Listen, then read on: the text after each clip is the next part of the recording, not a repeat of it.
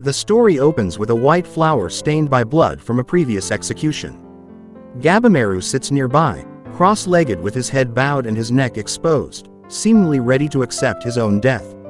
The executioner prepares to strike, but to his surprise, his blade snaps upon impact. Gabimaru looks up with a nonchalant expression, questioning why he can't seem to die. He reflects on his life and the countless lives he has taken, realizing he has little attachment to his own. After the failed execution attempt, Gabimaru is returned to his cell where he meets Sagiri, a woman who begins documenting his biography. She reveals that he was born in the shinobi village of Iwagakure and trained in assassination techniques from birth. Many perished during this brutal training, but Gabimaru survived and developed superhuman abilities as a result. Sagiri notes that breaking a blade on his flesh is a simple task for someone of his caliber, to which Gabimaru agrees. He comments on the poor swordsmanship of the executioner, stating that he didn't even need to use ninjutsu to defend himself. Sagiri expresses interest in seeing some of Gabimaru's ninjutsu techniques, but he declines to show her. The following day, the Lord orders Gabimaru to be burned at the stake, an unconventional punishment for someone who is not an arsonist. They construct an elaborate platform and surround Gabimaru with dry hay. One of the guards is ordered to puncture him to hasten his death, but his weapon shatters on impact, much to Gabimaru's apology. The hay is set ablaze, quickly engulfing Gabimaru in flames. Despite the intense heat, his unwavering gaze can be seen through the roaring fire. The frustrated lord sends him back to his cell without new clothes. Sagiri returns for questioning but keeps her back turned given his current state. Gabimaru explains that he is not resisting his fate and would welcome death. He reveals that he knows nothing of his parents, except that they perished at the hands of the village chief when he was a baby. Gabimaru has no emotional attachment to this event and remains indifferent about it. Gabimaru admits that he doesn't have any dreams or aspirations because shinobi only have one job: to kill whoever they are ordered to.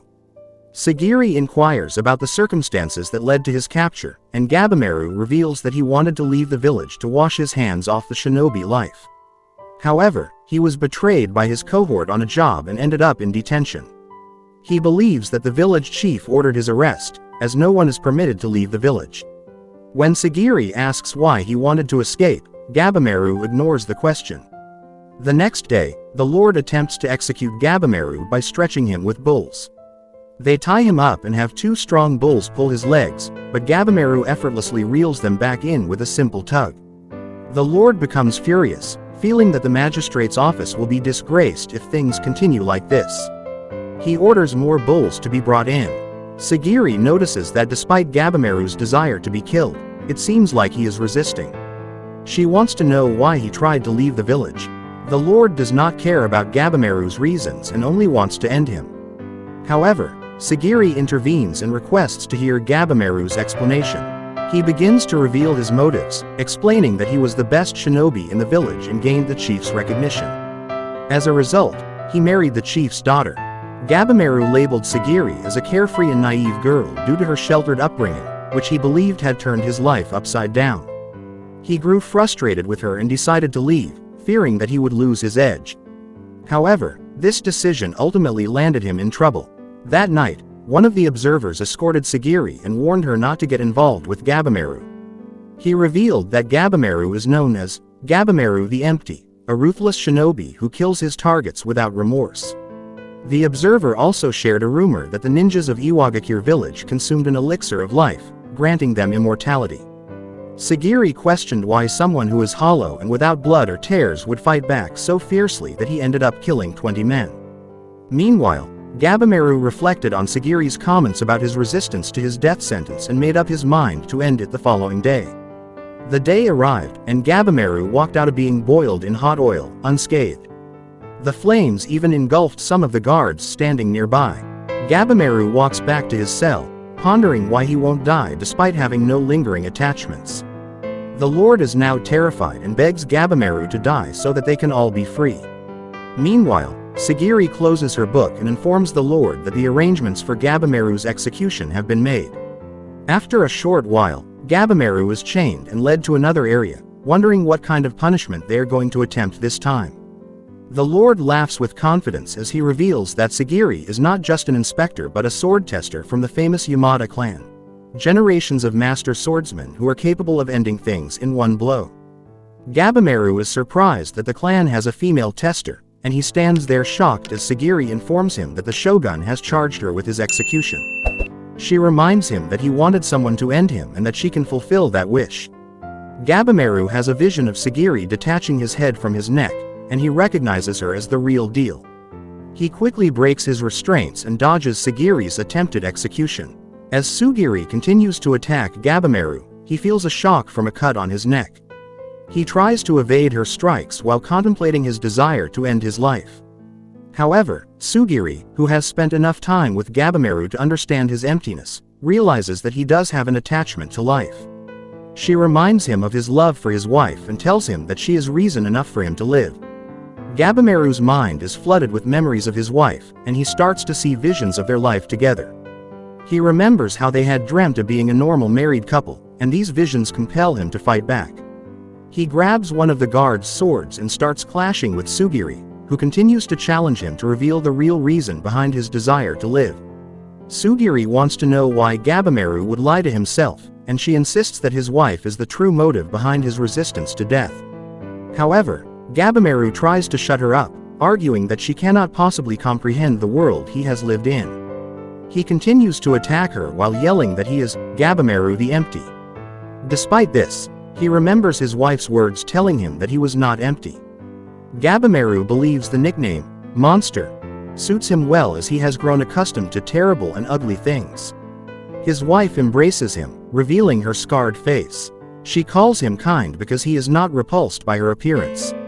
Her father gave her the mark to help her understand the harsh reality of their world, where men are trained as shinobi and women are expected to bear children. Despite this, she believes that people's dreams cannot be easily crushed, and she kisses Gabimaru, knowing he is not devoid of emotion. Returning to the present, Gabimaru continues his assault, proudly claiming his label as a monster. He had sought to retire from the life of an assassin and had visited the chief to request a peaceful life with his wife. Unfortunately, the chief orders his capture instead. As Gabimaru is about to attack, Sagiri stops him with an official pardon scroll that not only dismisses all charges but also grants him the shogun's protection. However, it comes with one condition: he must venture into the underworld. At first, her statement confuses Gabimaru. However, she goes on to explain that there is a land known as Shinsenkyo that is full of fertility and joy, where pain does not exist. People have called it paradise or heaven since ancient times. The location of this land had been speculated upon until a few travelers found it. They reported dancing flowers and beautiful singing voices, and it was said that the elixir of immortality could be found in Shinsenkyo. Upon hearing this, the shogun sent a search party to acquire the elixir. However, the boat returned empty, save for some beautiful flowers. Upon closer inspection, the crew realized that remains were inside, and the body had a look of joy on its face, with flowers growing from its eyes. The authorities sent 5 more expeditions, but none returned. Gabimaru comments that this information sounds like a fairy tale, and the woman agrees that everyone thought so too, until they witnessed humans becoming flowers. The ruler found this incident to be mysterious, and he concluded that the legends must be true, and therefore, the elixir of life must be in Shinsenkyo. He ordered the gathering of criminals condemned to death for the next expedition, since they are expendable. Sugiri had been tasked with finding a candidate who had both skill and a fierce desire to live in order to retrieve the elixir of life and earn a pardon. As she journeyed to find such a person, she heard that Gabimaru's wife was still in the stone village. Gabimaru had been captured and his wife had since closed herself off, refusing to speak to anyone. Sugiri speculated that she must believe that he would return. Sugiri approached Gabimaru and asked him again if he had any attachment to life. She explained that the only way for him to see his wife again was to travel to a mysterious island filled with heinous criminals condemned to death and compete with them for the pardon. However, the Lord overheard their conversation and was furious, ordering his men to attack Gabimaru. The Lord saw releasing Gabimaru as ridiculous and was adamant in his decision.